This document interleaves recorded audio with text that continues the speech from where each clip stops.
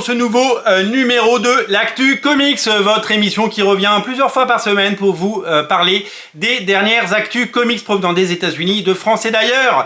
Nous allons parler de comics, nous allons parler de séries, nous allons parler de films, nous allons parler de tout ce qui touche à l'actualité comics. Nous allons commencer avec une bien triste nouvelle puisque nous avons appris cette nuit le décès de l'artiste, de l'encreur, du dessinateur Paul Neary. Paul Neary, vous connaissez son nom puisque c'est lui qui a ancré Alan Davis sur la série Excalibur. C'est lui à qui on doit ces épisodes absolument mythiques et complètement fous des X-Men et de Excalibur. Alors, il a beaucoup travaillé, non pas en duo, parce que ça, mais côte à côte et main dans la main avec Mark Farmer, parce que Mark Farmer a également énormément ancré Alan Davis, mais Paul Neary, pardon, mais il a fait ces pages-là. Ça, c'est des pages de Paul Neary. C'est lui qui a ancré ces pages-là que vous connaissez. Ces dessins complètement mythiques. Et c'est lui qui a ancré quelque chose qui vient de ressortir et qui est plutôt récent. C'est lui qui a ancré une très grande partie des Ultimates de Bryan Hitch, parce qu'il travaillait aussi avec Bryan Hitch. En fait, il était anglais. Et il travaillait avec les Anglais parce qu'ils travaillaient ensemble et qu'ils ont fait leur classe ensemble. Il a notamment ancré l'intégralité de Ultimates 2, la deuxième saison, et la moitié du premier Ultimates. Donc, travail absolument conséquent. Mais il n'était pas qu'encreur, il était également scénariste, il était également dessinateur, il était également éditeur, il a touché à tout. Il a travaillé sur plus de 800 comics dans sa carrière. C'est-à-dire qu'il y a forcément un comics que vous avez lu qui vient de Paul Neary. Il a contribué à plus de 800 comics. Et voilà, c'est une légende qui s'en va. Et à travers ces quelques mots, on lui rend un bel hommage parce qu'il nous a fait rêver. Et tous ces gens, ils nous ont fait rêver. Et Excalibur, ça nous a fait rêver. Parce que les Ultimates, ça nous a fait rêver et ça nous fait encore rêver. Et tout ça, c'est des récits absolument fabuleux qu'on aime et qu'on adore. Et il nous a fait aimer les comics. Et c'est important de le saluer. Voilà. Un dessinateur qui avait 74 ans, je crois, et qui, donc né en 49, qui vient de nous quitter, et qui laissera une trace vraiment dans l'histoire des comics et dans la légende. Voilà, chapeau l'artiste, merci pour tout, vraiment merci pour tout ça. Nous allons parler de comics avec deux news qui nous viennent de chez Urban. Je voulais en parler hier, mais j'ai pas eu le temps. Urban a annoncé la sortie du Zorro de Sean Murphy. Alors moi, j'étais au courant que ça sortait. Je l'avais annoncé plus ou moins si vous suivez mes émissions, mais c'était pas une grosse news, hein, c'était pas un spoiler, c'était pas vraiment un scoop, hein, c'était juste histoire de vous dire que ça arrive. C'était logique hein, que ça arrive chez Urban parce que Urban édite tout Sean Murphy. La particularité, c'est qu'il y aura trois éditions. Alors, François Hercouet, dans le podcast First Print, avait évoqué peut-être l'idée de l'éditer chez Urban. Quand on clique sur les liens sur les réseaux sociaux, quand on arrive sur le site d'Urban, il y a marqué qu'il y a une édition Urban Indies qui sort, qui a une édition noir et blanc, parce que Sean Murphy en noir et blanc ça marche bien, et que les White Knight ont évidemment été adaptés en noir et blanc, et qu'il y aura une version Masterclass édition avec des bonus, et là on peut imaginer un grand format. Donc il y aura trois éditions pour le Zorro de Sean Murphy, trois éditions chez Urban, et ça risque de bien marcher, et on espère que ça marchera bien parce que on aime Sean Murphy et que c'est un vrai plaisir. Pour le moment, seul le premier numéro est sorti et disponible. Le deuxième numéro, je crois, arrive la semaine prochaine, si je ne me trompe pas. Autre annonce du côté d'Urban qui a annoncé la sortie de la dernière série en date, Batman White Knight. Vous le savez, Batman White Knight, c'est une trilogie scénarisée et dessinée par Sean Murphy, mais il y a des pas de côté de temps en temps. Il y a eu Harley Quinn, qui était dessinée par Matteo Scalera, et il y a Génération Joker. Et bien ça aussi, ça arrive très vite, puisque ça y est, Urban l'a annoncé. Katana Collins est au scénario, Sean Murphy est là, et au dessin, est-ce que vous avez reconnu qui est au dessin? Eh bien, au dessin, c'est tout simplement Mirka Andolfo. Eh ouais, Mirka Andolfo, qui dessine vite et bien, et qui est absolument partout sur ses projets indés, sur ses projets Image Comics, sur ses projets en Italie, et qui continue de nous régaler chez DC Comics. Donc, belle prise pour Sean Murphy, qui a confié eh bien, les rênes de ce Génération Joker. Moi, j'ai les 3 premiers numéros. J'avais raté la suite. Il y a des très jolies illustrations. Et voilà, si vous aimez l'univers du White Knight, eh bien le plaisir va être prolongé. Et ça fait plaisir. Orion Comics, je vous en ai parlé il y a dans la dernière mission. Je vous invite à soutenir et découvrir la série Love and Rockets. C'est actuellement en financement chez Ulule. Alors, sont déjà sortis, parce que ça sort par salve, le tome 1 et 2 dans la première salve, le tome 3 et 4 dans la deuxième salve, et le 5 et 6 dans la troisième salve. Je sais même plus, voilà. Donc la quatrième salve nous propose eh bien, les épisodes 7 et 8 que vous allez pouvoir découvrir. Il y en aura, je crois, 18 en tout, si j'ai bien 16 ou 18, je me souviens plus. En tout cas, il y en aura beaucoup. C'est l'œuvre d'une vie. Les frères Hernandez qui ont œuvré, Jaime, Jaime Hernandez et Gilbert Hernandez, qui ont eh bien, été des pionniers dans le comics indépendant, dans le comics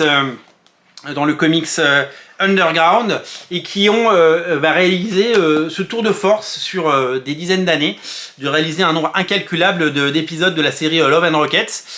Ça avait été publié plusieurs fois par différents éditeurs. Delcourt en avait fait un petit peu de mémoire, et ça n'a jamais trouvé son public. Et puis on trouvait pas tout, et puis il n'y avait pas de cohérence éditoriale. Il y avait pas là il y a une cohérence éditoriale. Il y a même une frise si vous les prenez tous. Vous voyez, il y a un dessin qui se forme, et ça c'est quand même super cool. Donc c'est vraiment un morceau de l'histoire des comics, et c'est du pur indé comme vous pouvez l'aimer si vous aimez les comics indés qui nous viennent des États-Unis. Là, il y a Daniel Close qui cartonne en ce moment avec son Monica, qui a eu un prix à Angoulême, un fauve, le fauve d'or. Il y a eu évidemment Charles Burns avec son Dédale et avec son Black Hole chez Delcourt. Il y a vraiment des choses étonnantes qui existent en comics indépendants. Joe Sacco, enfin plein d'auteurs majeurs que je vous invite évidemment à découvrir. C'est pas du super-héros, mais c'est de la qualité.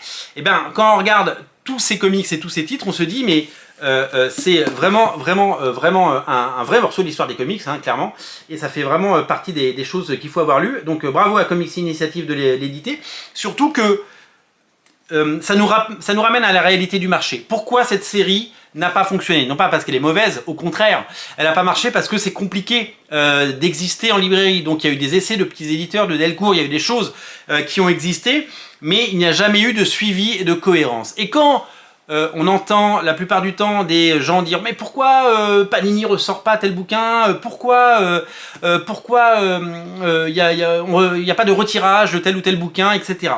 On le rappelle, le marché des comics c'est un marché génial, mais un marché qui a ses limites, et que certains bouquins malheureusement n'intéressent pas 5000 personnes, ou n'intéressent pas 10 000 lecteurs, ça intéresse quelques centaines de lecteurs, des poignées de lecteurs. C'est pour ça que certains projet passe par le financement participatif. Si le Photonique de Paul Renaud qui arrive et qui cartonne sur Ulule, eh bien, avait été proposé en version classique à travers les réseaux que vous connaissez, eh bien, les réseaux classiques des librairies, eh bien, ils se seraient pris les pieds dans le tapis parce que c'est du super-héros français, donc les libraires n'aiment pas trop ça, et donc ça aurait intéressé quelques vieux lecteurs qui ne poussent pas forcément la porte d'une librairie traditionnelle ou d'une librairie comics, alors que le financer sur Ulule, eh bien, ça touche, on va dire, le cœur.